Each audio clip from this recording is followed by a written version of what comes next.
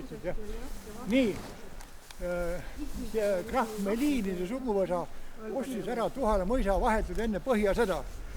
Ja Põhjasõja ajal pidas Toompeal olevat garnisoni üles just Meliini suguvõsa.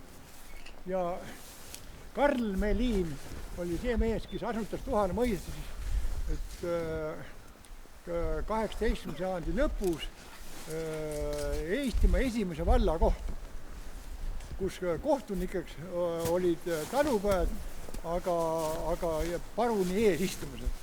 Ja tema poeg, krahv Ludvig August Meliin, on Tuhala mõisas sündinud ja on Liivimaa atlase autor.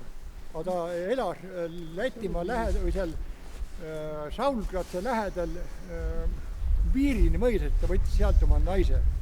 Ja kui me tegime siis 1988 kevadel ekspeditsiooni sinna Groosi bussiga ja rahvaga, siis esimene asi, see on väga ilus mõis, see Viirini mõis. See on ilusa järve kaldal ja omapärane mõis ja vanas mõisahoone seina peal on kirjutatud: siin elas krahv Ludvig August Meliin sel aastal.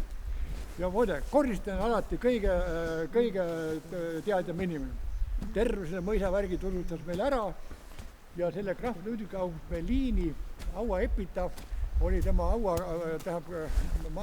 hauakabeli seina peal oli alla kukkunud, sellele leidsime üles ja oligi ära tõestus.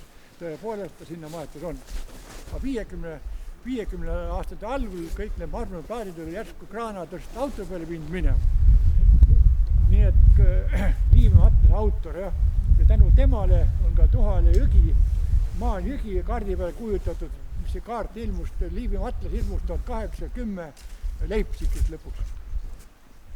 Aga nüüd Meliinil, viimase Meliinil, Tuhala mõisa omanikul enam poega ei olnud, oli tütar ja tütar abiellus